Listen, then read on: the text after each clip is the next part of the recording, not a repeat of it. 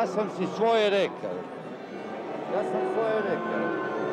sam ti na vas gledati.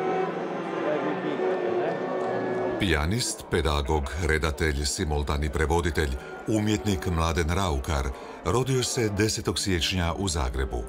Volio je svoj rodni grad i sjećanje na lijepo djetinjstvo u njemu živio je i oživljavao u odrasloj dobi, u drugim vremenima.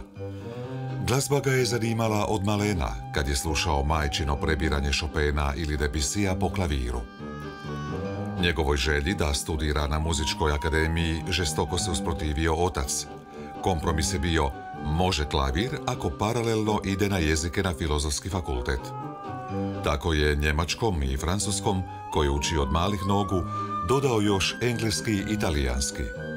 Veliki uzori bili su mu Svetislav Stančić i Božidar Kunz.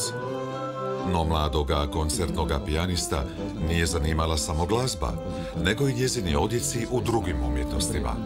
Počeo se baviti radijom i televizijom. Htio je vidjeti svoj doživljaj glazbe i što iz njega može dati drugima. Znajući jezike, najprije je poučavao pjevače radijskog zbora, a zatim i studente.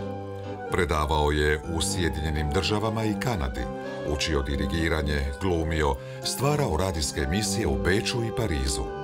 Klasične nagrade i priznanja obično su ga zaobilazili, ali zato je dobio one nekonvencionalne, od običnih ljudi, na ulici, u tramvaju. Oni koji su imali privilegiji poznavati ga, reći će da je zračio šarmom, talentom i erudicijom, da je bio srdačan i neposredan, kozer, suradnik profinjenih manira, sinonim za purgerski Zagreb. Mladen Raukar uživao je u malim stvarima, nikoga ne podcjenjujući.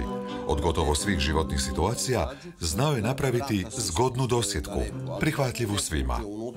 I počne vikati monsieur Rocard. Ja ništa, mislim, nekoga traže, pa valjda će ga inače. Onda kad su treći put to vikali, onda sam se mislio, Bože mile, da nisam to možda ipak ja i bio sam. Dosjetili ste se. Da, dosjetio se ja.